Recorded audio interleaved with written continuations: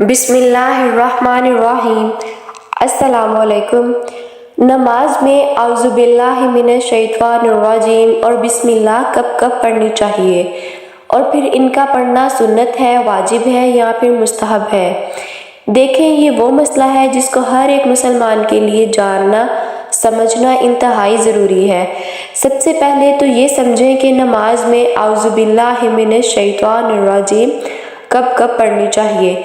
इस हवाले से याद रखिए कि जब भी आप कोई नमाज शुरू करेंगे, अब चाहे वो सुन्नत नमाज हो, फ़र्ज़ नमाज हो, वाजिब हो या फिर इसी तरह से नफल नमाज, हर नमाज की पहली रकत में तकबीर तहरीमा के बाद सबसे पहले सना पढ़ी जाएगी, यानी कि सुबहानक अल्लाहुम्मा व बिहम्दिका। सना पढ़ लेने के बाद फिर औज़ु बिल्लाह और इसके बाद फिर बिस्मिल्लाह और इसके बाद सूरत फातिहा पढ़नी है।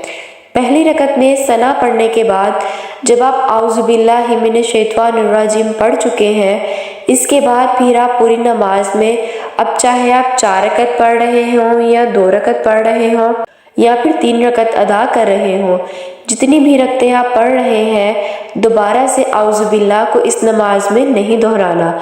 सिर्फ़ और सिर्फ तकबीर तहरीमा के बाद सना पढ़ लेने के बाद पहली ही रकत में औज़ु बिल्लाह पढ़ना ये सुन्नत है। इसके अलावा किसी भी रकत में औज़ु बिल्लाहि मिनश शैतानिर्रजीम को नहीं दोहराना। अब ये समझें कि बिस्मिल्लाहिर्रहमानिर्रहीम कब कब पढ़नी होती है, तो बिस्मिल्लाहिर्रहमानिर्रहीम के हवाले से भी याद रख लीजिए। जब आप सूरत फातिहा शुरू करें, सूरत फातिहा के शुरू करने से पहले बिस्मिल्लाह का पढ़ना ये सुन्नत है।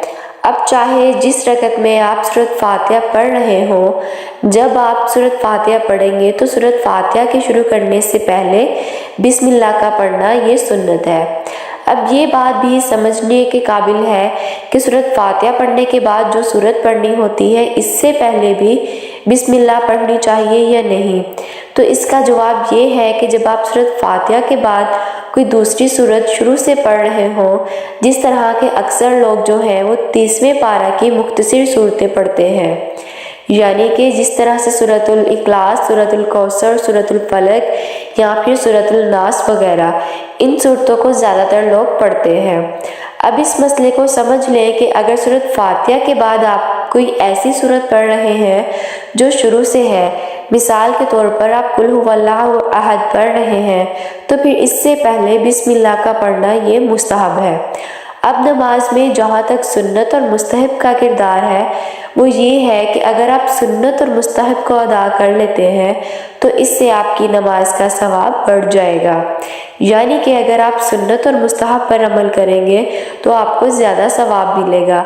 अगर इनका पढ़ना आप भूल जाएं, इनको भूले से छोड़ दें, यानी कि सुन्नत और मुस्तहब अमल को आप भूले से छोड़ दें, मिसाल के तौर पर सूरत फातिहा से पहले बिस्मिल्लाह पढ़ना भूल गए, तो फिर इससे आप पर सजदा सहू वाजिब नहीं होगा। अगर नमाज के अंदर कोई सुन्नत रह जाए तो सजदा सहू वाजिब नहीं होगा, बल्कि बगैर सजदा सहू के आपकी नमाज दुरुस्त अदा हो जाती है।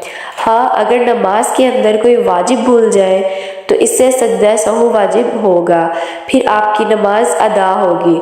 मुख्तसरन ये है कि जब आपने सना पढ़नी है, इसके बाद एक बार सिर्फ औज़ु बिल्लाहि मिनश शैतानिर्रजीम पढ़नी है, बाकी रकात में औज़ु बिल्लाहि मिनश शैतानिर्रजीम नहीं पढ़नी, ये सुन्नत है। अब बात है बिस्मिल्लाह की। सूरत फातिहा से पहले हर बार बिस्मिल्लाह पढ़नी सुन्नत है, और सूरत फातिहा के बाद जो सूरत आप शुरू से पढ़ रहे हैं, इससे पहले बिस्मिल्लाह पढ़ना मुस्तहब है।